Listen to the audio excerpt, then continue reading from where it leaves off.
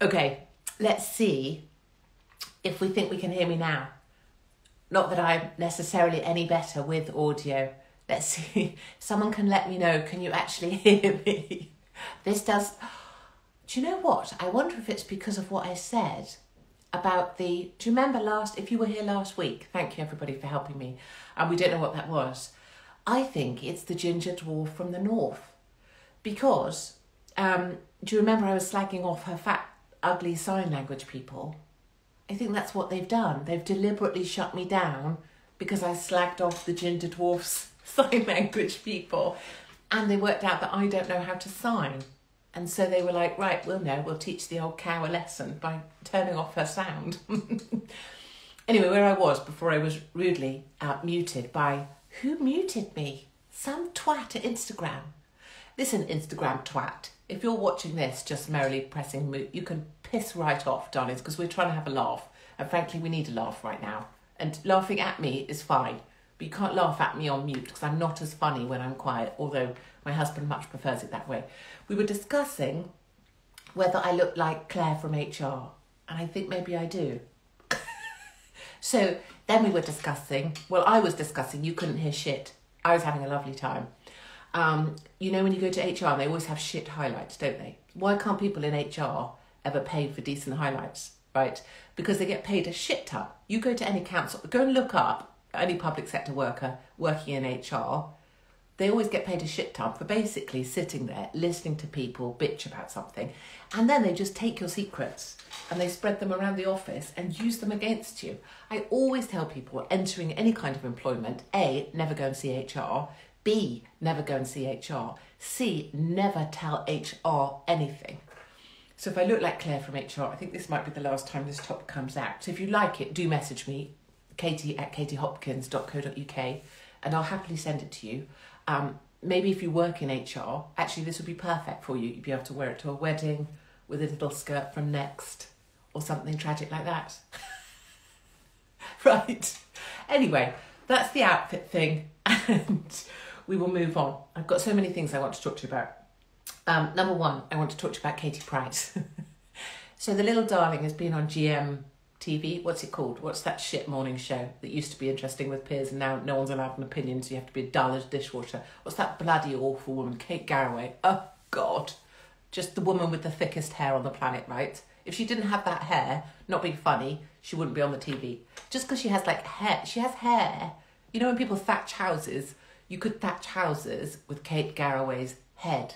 I mean, you really could. And absolutely, we're so sorry. I'm from HR. I'm sorry about that too. But you could thatch houses with Kate Garraway's hair. And I'm so sorry about her husband, but here's my personal opinion, right? This has no bearing on anyone else or anyone else's choices or Kate Garraway, or if you've got a dead husband, really sorry about that. But if I had a husband that sick, I would smother him to death with a pillow. I would. Because on the kind of flip side of that, if I was Derek, Kate Garraway's husband, I'd want to be suffocated with a pillow. You can't have COVID and not get out of bed and be that sick and not have a life and carry on living. I mean, bollocks to that. For Christ's sake, if you ever see me looking like Kate Garraway's husband, just come and put a frickin' pillow over my head. Or if you're a farmer, or perhaps you work in a slaughterhouse and you have a stun gun, frickin' end me. End me. I have two things in life that scare me, and there's only two. Nothing else. Double incontinence and dementia. And both of those things are rapid, I have rapid onset double incontinence and dementia. Cough right now or sneeze. I'm telling you, the hairdryer comes out. I once tried to dry my armpits. This is such an unnecessary story. And the segue from Derek Draper and Kate Garraway, I have no idea. I had really sweaty armpits. It was a stressful situation. I can't even go into the detail. I tried to dry them in a Dyson. And in the old days when there used to be hand dryers, and you used to be able to really hit that silver knobby thing, right? Do you remember when they were white and really old-fashioned, when all toilets used to smell of piss brilliantly, and sticky floors in pubs, back in the day when we could grab a granny? I went in to dry my armpits on one of those, thinking it would be one of those and it would get job done. All the girls out here know about this. Everybody has pissy and sweaty things they have to dry. They can pretend. Girls pretend, guys. Look, seriously, they pretend to be hot. They pretend like they wear matching underwear. They pretend like they shave. They pretend like they don't have leg hair or armpit hair, which I don't, because But in fact, we all have wet, dribbly things and we all try and dry them. That's just the truth of it. And husbands know this because they live with it 24/7. I tried to dry my armpits on one of those hand dryers, but because, you know, everything in the modern age has to be ridiculous, Dyson had got involved. One moment. Now, I understand if Dyson, yes, armpits, we're talking about armpits, you know, got a problem with it, piss off. No one talks about wet armpits, do they? No one talks about sweat. No one talks about middle-aged women pissing themselves on trampolines. No one talks about real stuff anymore on TV. Everyone just pretends to be perfect. It's so boring. So I tried to dry my armpits, sorry, not my hands, that would be easy, on one of those hairdryers in a bathroom, but it turned into a Dyson blade. I don't know if you've ever tried to get your armpit or your crotch into a Dyson thing, but basically you're like this, trying to get into the blade. If you see a blade anywhere and it's still allowed to be on, because obviously no one can dry anything anymore because of COVID and you're immediately going to kill everyone if you try and dry your frickin' hands. I was trying to dry my armpits in a Dyson blade. So, and then someone came through the door. So then I tried to explain that away. Like, oh, sorry, I was just trying to dry my armpits, but they've changed. You see, this is how my life just generally ticks along. These sorts of incidents. Back to Katie Price. Well, I was going back to Kate Garraway. Kate Garraway on TV, dreadful. Very sorry that your husband's half dead. Very sorry about that. Very tired of hearing about how he's half dead, and tired of Kate Garraway being kind of used as the poster girl for long COVID. Like, if anything there is in life I don't want to be, I mean, apart from doubly incontinent and having dementia, or ever having to work in HR and maybe wear a top like this to a wedding, I don't want to be half dead. I definitely don't want to be Kate Garraway's half-dead husband. So definitely end me. What we were going to talk about was Katie Price. Katie Price was on the boring morning TV with Kate Garraway, whose hair is enough to thatch a house, and was basically explaining her decision to have more plastic surgery, right? So she's gone off to Turkey, and I don't know why I'm saying it like that at all. She's gone off to, look, she just waffles on about crap. That's what someone's just said. Yes, that's exactly what I do. What did I badge this as? Did I badge this as Katie explains the mysteries of the universe? No, I just waffle on about crap. Why is that so different? Have you paid to be here? No. Have I asked you for anything? No. Have I even asked you or told you to sit and listen? No. So offity piss. I just waffle on about crap. You can piss off. Unless you want to write something amusing, fun, or expose yourself, not in a penis way, but tell me interesting things. Piss off. Piss off. You don't have to listen or tell me I'm waffling on about crap. I know. That's the point of this. I'm not talking about COVID, boring shit statistics, or telling anybody to stay indoors and be frightened. Imagine that. And I'm not trying to pretend I'm perfect. I have screwed up more things than any other living person in the UK. And yet here I am. Like a phoenix, someone called me the other day, a phoenix. I am a haggard phoenix. And I refuse to go down in every sense. Been married a long time, darlings. We're way over that. Katie Price. So she went to Turkey. See, every time. Can I say it properly? She went to Turkey. Oh, there we go. Katie Price went to Turkey to have plastic surgery. That's almost as if I'm on the BBC. And I wouldn't want to be on the BBC because they're a bunch of tossers. Gary Lineker, for example. So she went to Turkey to have more plastic surgery. And I say, good on her. Because she chose to do that. And good on her. And she found a way of doing that. And good on her. And it doesn't matter what you, me, anyone else think. She looks in the mirror now. Maybe she feels a bit better about herself. Good for you, bird. Good on you. You got to Turkey. Brilliant. I hope it was hot. I hope you got to lie on a sun lounger. I hope you got to spend time with some Turkish waiter. I mean, what do I know? Genital herpes is all I can think, but I'm sure it was perfect. And she had a nice time. I mean, I saw pictures of her with all these drainage things on her, and I will say that that bird can take pain. So I did CBB, didn't I, with Pricey. And I know a bit about pain, but it's not so much self-inflicted. I've seen some of that stuff, and those drainage stuff, when they pull drains out, I mean, you all know, what is the wine? It's Merlot. It's barefoot Merlot. My husband says it's dreadful. which means I love it. And it's frightfully cheap, like me. Anybody can get it. And it tastes like blackberries. And that's an excellent thing. And it's very good at any time of the day with any kind of food. I so should... imagine if I was your wine waiter. Can I get the wine menu? Yeah, you don't want to bother with that. Just get the cheap one. Tastes like this. Anyway, I could sell wine brilliantly, right?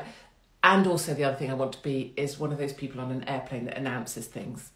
Just that has to happen within my lifetime. I've often thought about making a run for it and just grabbing that thing. And you know, when they do that whole BA, wah, wah, wah. What do they do? What's that programme BA called? It's bloody awful, where they give money to charity. Flying Start, that's it. I always want to go up and go, fuck Flying Start, my darlings. Don't give us your change. Don't give us any cash. We're BA. Take your pennies and buy some booze. If this plane goes down, we're all fucked, darlings. Gin and tonics up the alley. I'll come pushing them through the plane. Brilliant. To the fatty that asked for a seatbelt extender in 32C, you should be freaking well ashamed of yourself. Please feel free to leave the aircraft now. Anyway, what was I talking about? Katie Price. So I'm happy for her. I've showered with Katie Price. I've seen her plastic surgery scars. She'd just had her tits done when she came into CBB last, and they weren't mended at all. So they were still kind of hanging out. And then there was a big hole she had. Love her. She won't mind me saying this because, we were all there. And she had this sort of 2-inch hole here where a bit of her new boob was still coming out. And then I got called in because I was supposed to be like, what is it? Well, because I look like Claire from HR. I got called into the fucking diary room and given a tape measure.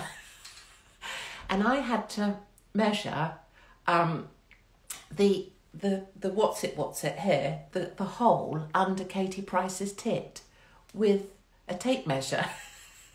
And then I had to go back to the diary room and tell them how big it was. And half of her tit was coming out. And then I had to shower with her to wash her hair because she couldn't lift her arms up above her head. And I'm not saying that to laugh at Katie Price. I'm saying she's pretty stoic. Like, I admire somebody, who's going to put themselves through that because it's going to make themselves feel better. And actually, I admire her mostly for going on Good Morning Whatever the Fuck with Kate Garraway with the dead husband, half-dead husband who needs to be ended because we wouldn't let a dog live like that, would we? And just going, yeah, you know what, I did this. Yeah, I did. And it was fine. And I've had my whatever, and I chose to do it, and yeah, it was fine. And I feel good about myself. Thank God for her. How many people have we got left going on telly saying what they really think? And the answer to that, my darlings, is frickety zero. Because every bastard wants to be liked. And that's why TV's so shit. And that's why, really, what are you hearing on news now? You're not seeing anyone go anywhere, are you? You're not seeing anyone turn up on location and report an actual story with stuff happening behind them. Mostly, you've just got fat old men telling you shit while sat in their studio or writing some shitty column, Dan Wood and Piers Morgan, while sat at home in their pyjamas. I am concerned about the state of Piers Morgan's head. His head and his body is now the same thing. I fucking love you. Oh, how lovely. Thank you, Scarlett. I love you too. Even in this top? I don't know, Scarlett. It's not my hottest look, is it, darling? Piers Morgan's head has merged in a way that large corporates sometimes merge, but, less financially successful. His head has merged with his body, hasn't it? So he's now just one... I'm not going to do it because I turn my phone... when you do that thing when you have your phone the wrong way and it accidentally looks up at you from underneath. I did that earlier today. I was like, holy shit, my mother's here. And then I was like, holy shit, actually, that's me. But anyway, criticism of myself aside... The top is really nice on. Is it though? You see, I think it looked better in the store where I made the purchase. I think now it's on. But thanks, so sweet. So anyway, Piers Morgan's head has merged with his body, which is also horrendous. I've seen him naked. It's not good, darlings. And so he's now just got a face neck. What do you call that? A feck. Because ankle and calf is... cankle, right? And when I put on all that weight to prove that fat people are lazy, you've got wine on your left tit. I have not. Which one's left? Hold on, this one. I have not. That's really naughty. Don't be naughty. So cankle, right? And when I was really, really tubs to prove that you need to like own your shit, that was all that was about. I had a gunt, which is a gut and a...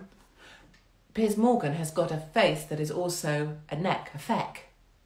Or a face that's also a body, a foddy. I don't know. Anyway, how can we go about meeting you? So, listen, I can go to America and I can tour, right? So I can get a venue, I can, 350, 400 people of me doing stand-up for an hour. Well, not stand-up, but this.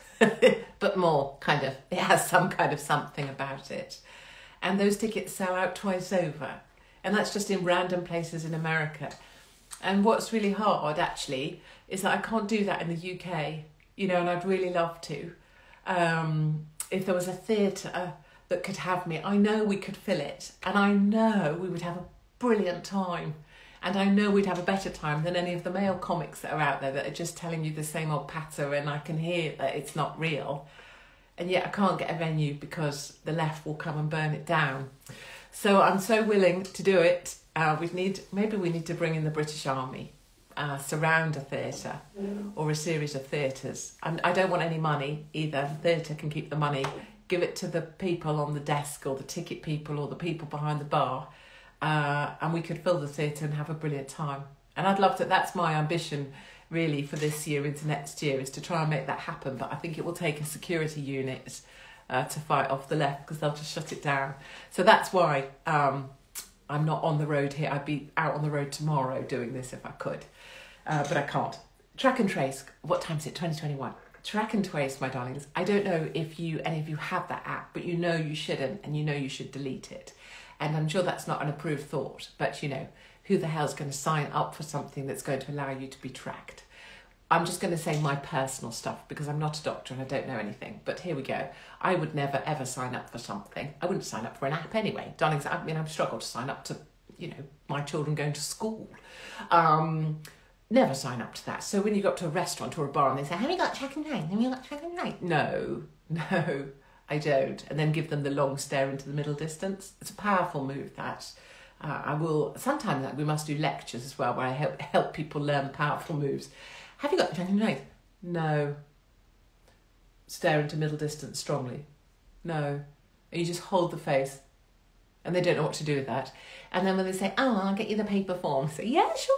And then when they get the paper form, give them any name you like and any number. Because there's a lot of numbers out there. Imagine a calculator. You just tell them some numbers. They want some numbers. You're going to give them some numbers. Then you can get your fish and chips. Brilliant.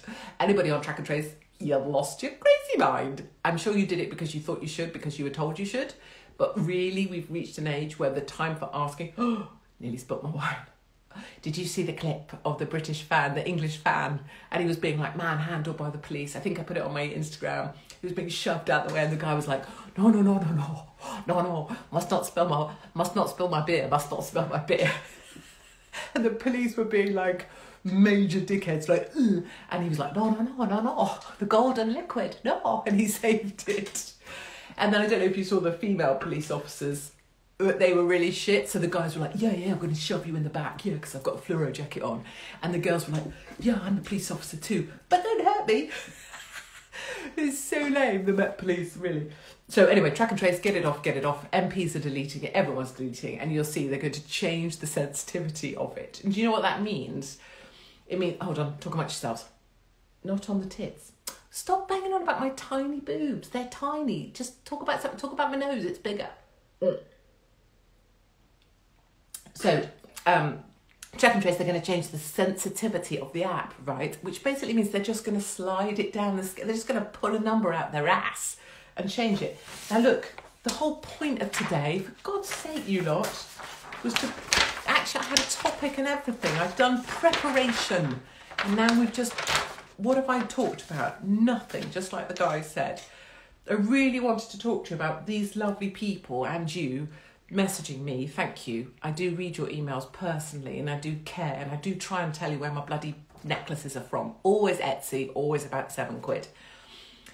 Just wanted to say thank you for posting information. I've been crying most of the day because of a message from my mum.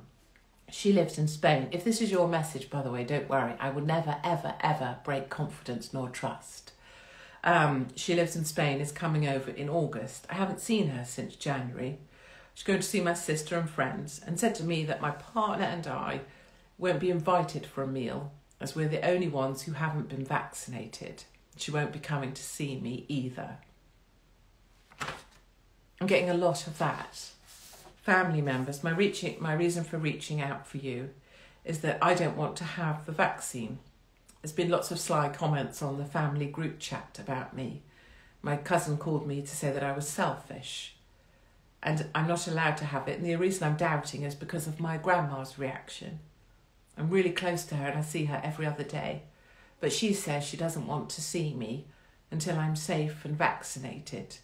To hear my grandma say I'm letting her down for not getting it is the reason I'm having these doubts. Can you tell me what to do? I don't know what to do. So many of those emails, and obviously it's really upsetting to read. And what's really upsetting, another one here from a lady, I spoke about I'm going to generalise, so it's not specific, not wanting to do my son's X, Y and Z at school. People were on the group chat claiming I was negative. I kept my cool and stayed polite, and I'm now being ostracised from the school group. I try and keep out of the way from many of the school people, but now they're just being really nasty on the group chat to the point of ridicule. Me, I've had a good cry and spent the day feeling sorry for myself. You see, this is the stuff behind the laughter and me being me. There's the real stuff of what I've been trying to do, I suppose, for about 15 years or so, is have real voices of real people sending real messages and have those voices be heard. Because this is what's going on, and of course this will be happening to so many of you as well, is that family members are ostracising family members, grandparents being encouraged to ostracise 16, 17, this boy, 18-year-old members whom they're close to, and then being ridiculed on group chats. My darlings, my advice to you is simply this, and of course it's worthless, it's just my point of view. But sometimes in life, we have to there's only so many things you can control, right?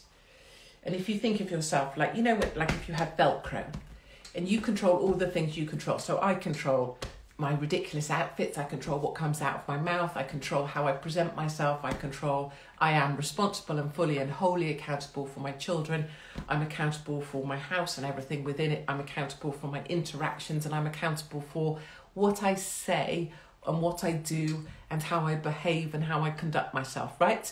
Those are all the things I'm 100% and wholly accountable for. What I am not accountable for is how other people behave. What you're not responsible for is the behaviour of others. So if you now imagine yourself, I've got all these things stuck on me that I just told you I was fully and wholly, everything here, anytime I've said something awful, that's me. I'm fully responsible for all of it. No excuse. If I was to, for example, post a picture of my penis on Fleet, Alec Jones, I would be responsible for that. I couldn't blame a hacker, now could I? But you're not responsible for the way other people are, the way other people behave.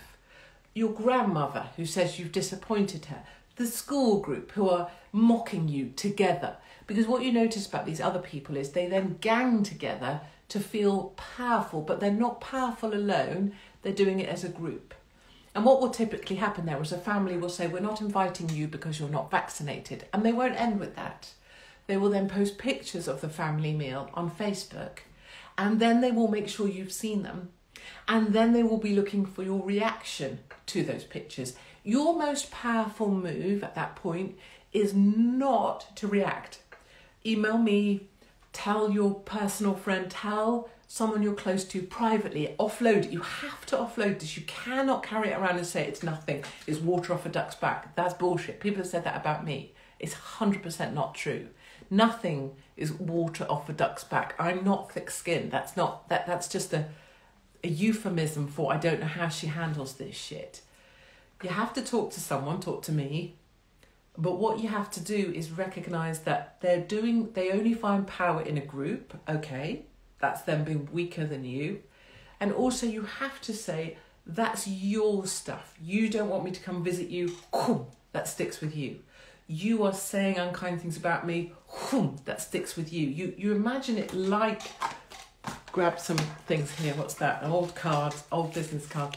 You take all the things you're seeing on the group chat, which you don't need to look at, you're choosing to look at that stuff, and you stick it back on the person that is saying it about you. You're not invited to the dinner. That's you decided that, not me. You invited me to somewhere to receive a cunt award. Okay, you own that, not me. I turned up, did what I was going to do, and actually gave a sweet speech. You called me this, or you feel this, or you feel offended. Okay, that's not me. You feel that. It belongs to you. Okay? So as long as you know you're doing the right thing and you know that you own all the shit that you've done, doesn't mean you're responsible for the feelings of other people. You're just responsible for if you've been okay with yourself. And if you haven't, if you cocked up like I cock up loads, you can ring them and go, listen, I was a bit of a twat there. Sorry about that. Done.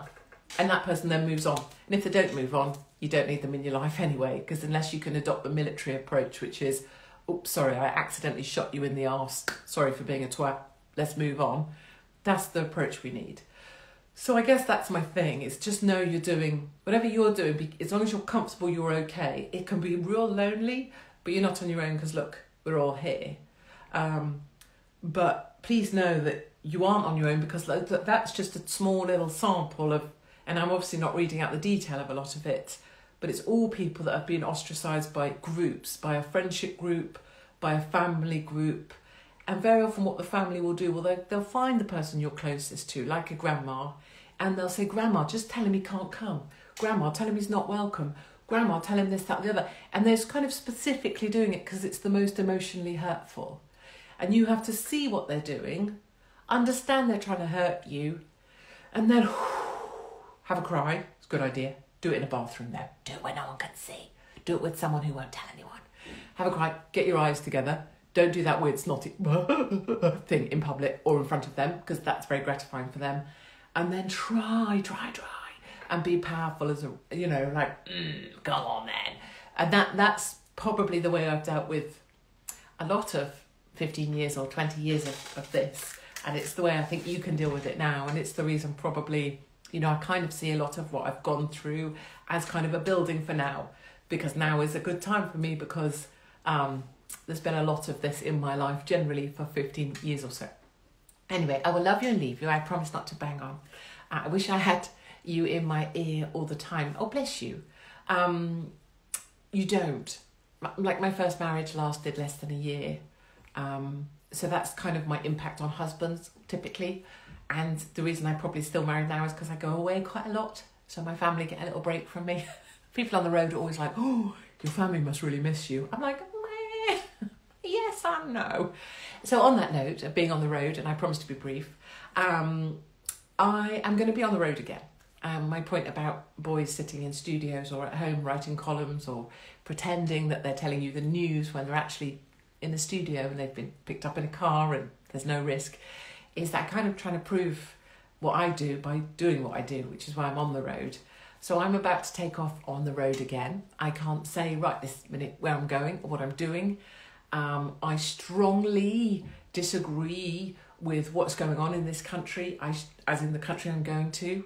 I strongly and defiantly oppose the way they're restricting their people. And so I'm going there. I've broken into Germany and Barbados and Mexico and America so far, and I'm going to carry on. And so next week I will try and make it this time, but I'm going to have to work it out. I will be able to update you as to where I got to, and please know that the reason I'm going there is to help to show defiance to the bullshit we live under, and to offer some words of encouragement to people that are being, the tyranny is slightly surreal. We'll see if I make it or not. If I don't, and I'm looking forward to seeing my lovely PCR testing ladies at the airport again, who all know that this is a load of old shit. Last time when I went for my PCR tests, we all just did selfies in the booth and had lovely cuddles. So ladies, if you're listening, I hope to see you at the PCR testing centre soon, because we have quite a good laugh before you pretend to be serious again. And thank you all for joining me here at the KTs Arms. I'm sorry we've gone over time a bit, but then some twat at Instagram or the ginger dwarf from the north did mute me briefly just because I took the piss out of her ugly sign language people. And next week I will come back without this top. Do email me if you would like it. If you would like to look like Claire from HR. Baby sham. Do they still do baby sham? That's what Claire from HR, that's what Grandma Granny used to drink, wasn't it? Baby sham. Do you remember the little deer prancing across the bottle? And the little glass. Do you remember the little glass you could get with the actual deer on it? It was like a celebration, baby sham. Those were the days, weren't they? Baby sham and Grandma Granny. Right, look at my list. I had so many other things to say, but obviously we can't say them. Remember what I said. You own the stuff that you're responsible. You own you. Let them own their stuff too. Imagine it like Velcro. You own your stuff, but remember to stick back on them the stuff that they're trying to level at you. Okay, have a lovely weekend, and I will see you in some place new, defiantly, next week.